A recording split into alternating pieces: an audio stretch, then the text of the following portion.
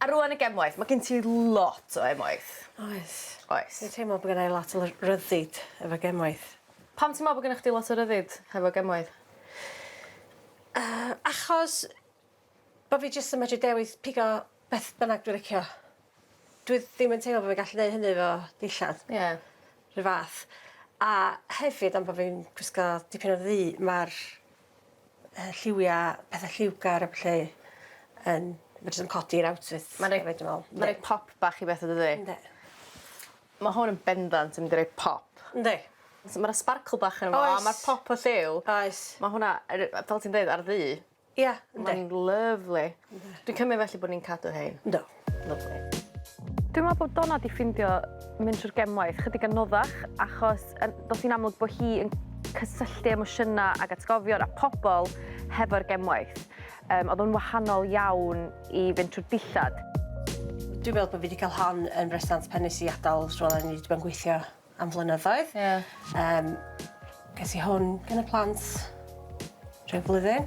A wedyn mae'r lleill yn bethau dwi wedi prynu fy hun. Oedd mynd trwy'r jingalarins efo Lara. Ia, hel bach o atgofion, dweud y gwir, o bethau ni wedi cael pan o'n i yn 19, ac yn 20 ac yn 30, ac yn 40. Jyst cofio beth, pwy oedd wedi prynu'r pethau mae mi, a cael dipyn bach o fraw, faint o bethau oedd gennau.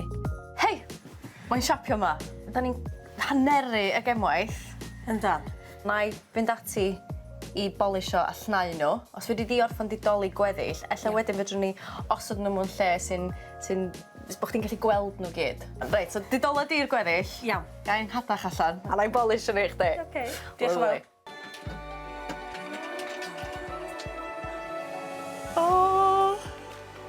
Greit. A ti'n gallu gweld pob peth.